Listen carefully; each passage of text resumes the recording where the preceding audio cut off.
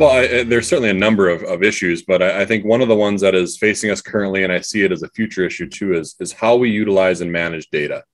It's no secret that the insurance industry is coalescing around data collection and analyzing that data and taking a look at how we best leverage that data, both on the regulator side and on the industry side. And the industry is looking at how do we create products that serve consumer needs. The regulators are looking at it for making good public policy decisions. And the reality is we're facing right now is we're facing a pretty severe data lag.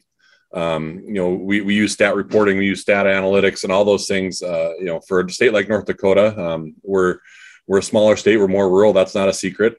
We don't have the staff that's able to pull that data independently. So we often rely on those stat reports that are supplied by the industry through the NDID.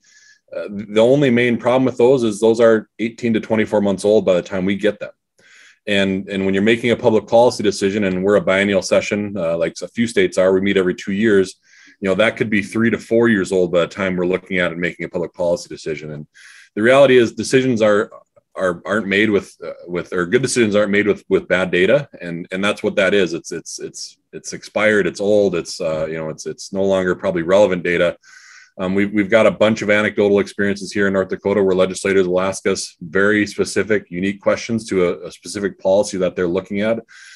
And again, it pains me to have to go back to them and say, I can tell you what that answer was 3 years ago.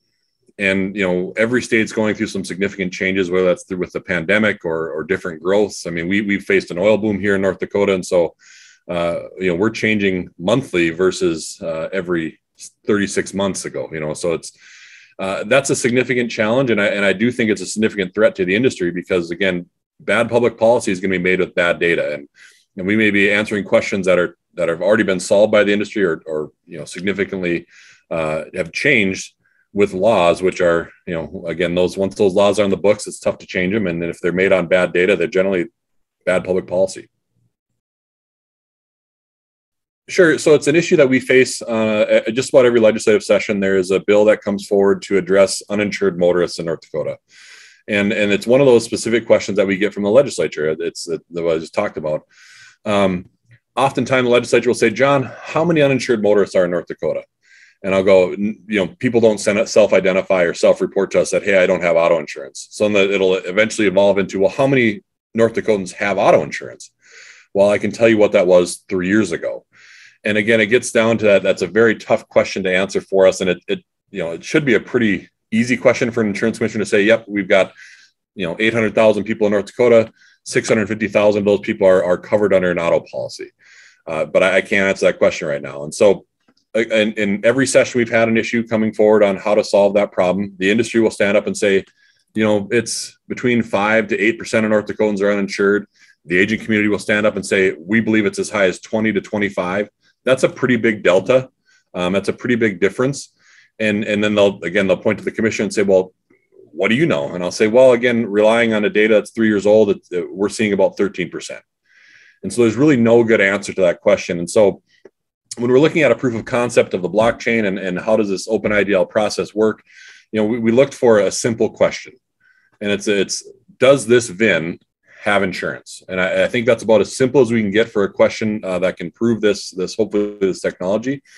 And so it solves the problem that we're having in North Dakota, or at least it gives us a lead on how to solve that problem potentially. But it also hopefully proves that technology that it's a viable source or a viable option for the data questions that we all have.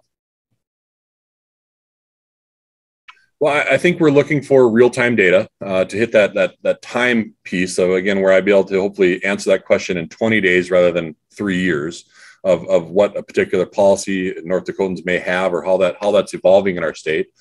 We're looking for something that's cost-effective. I truly believe that this is a win-win opportunity for the industry and for the regulator community.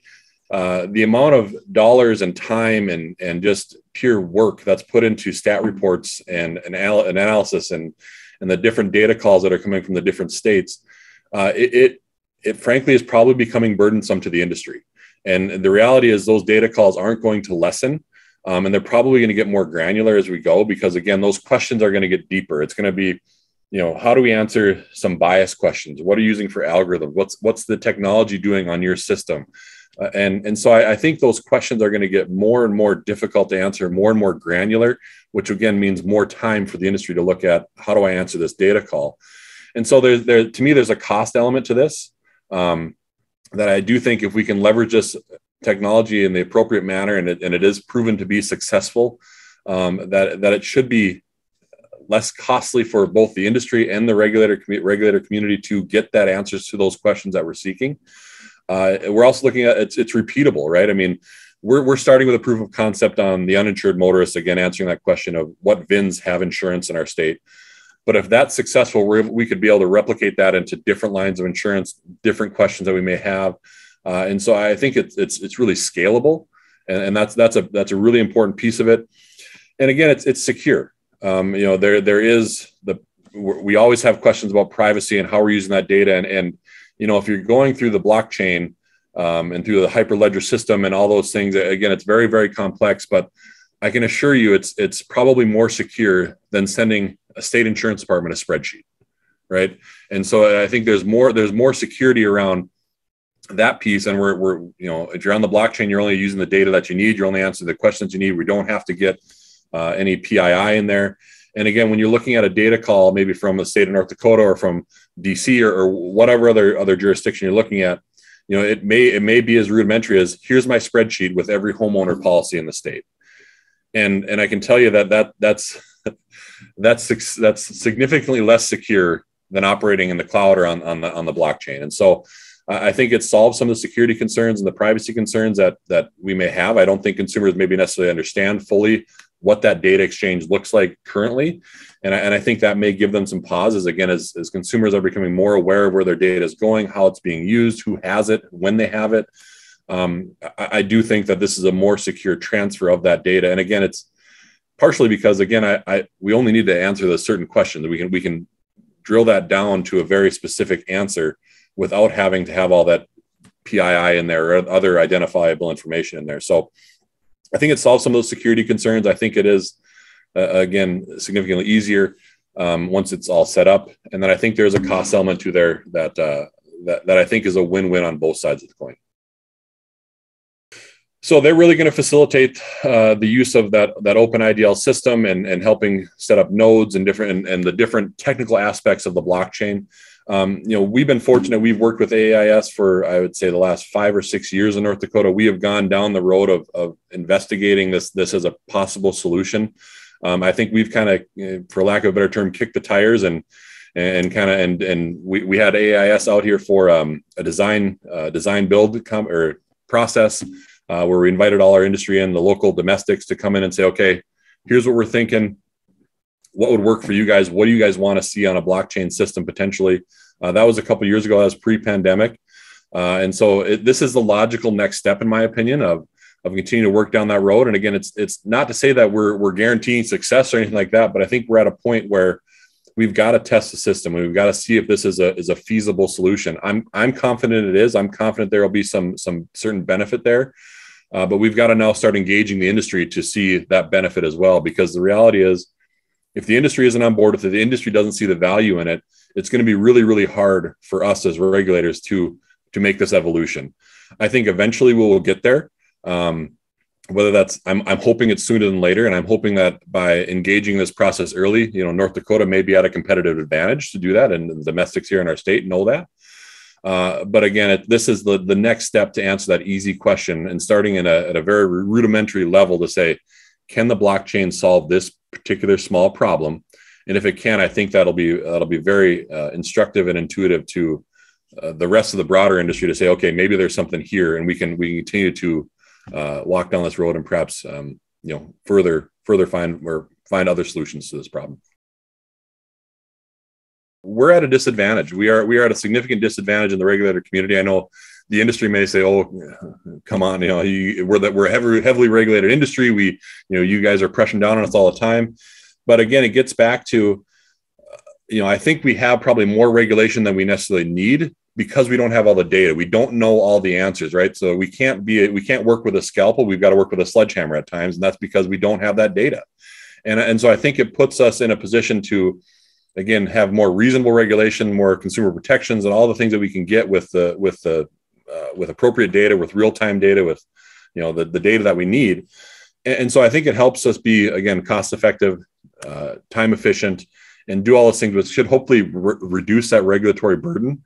Because we've seen it increase over time, and we're going to likely see it increase even more as technology comes forward. Artificial intelligence is a new big talking point, or big discussion point. How is all our algorithms being used? And again, there's a role for blockchain in all of this. And so I think it really should help the regulator community. It should help us, get us onto an even footing with hopefully the industry in terms of understanding where the issues are and what problems are real problems and what problems are anecdotal problems, and where do we need to be spending our time. But I also think this goes much broader than just the U.S. market. I mean, we're becoming a much more closely knit international community as well. And what happens in the EU and Asia, it affects our markets here. And the reality is our international partners are looking at these solutions as well. And so we play in a global marketplace. And I think it's he who controls the data best and who leverages that data best will end up winning. And so I think there's a strong competitive advantage for our domestic U.S. market to embrace this technology as well. And I think we have the resources to do it. I think we have the talent and the intelligence to do it. And so I think the further we can start taking those steps, again, it puts us in a position to continue to be that world leader in insurance, which we are right now in the United States. But I'll tell you, there's many countries are looking at that spot and would like to be in that position. And they're certainly driving and using technology to leverage that to be competitive with the United States. And so if we're not doing that here in our market, somebody else will be going and doing that forward in the international community. So the biggest thing is come with an open mind, right? I think I'm seeing a wide spectrum of people who understand technology and have dug into the issues and are looking at it.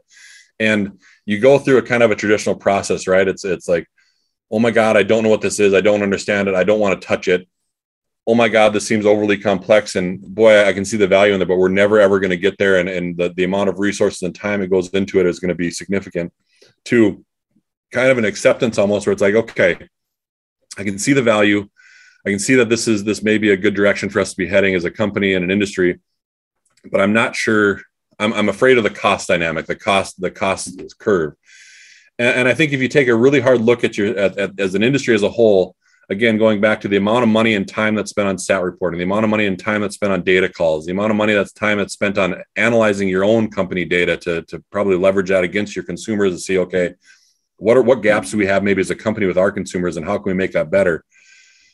I think this technology solution can solve a lot of those problems. And so there may be some initial investment up front in terms of you may be running duplicative systems for a little bit. But I think, again, as we get down this road, there'll be a significant cost savings and a cost shift in that in terms of, well, we can do this on the blockchain. We can do this through using the cloud and all the different technology we've got.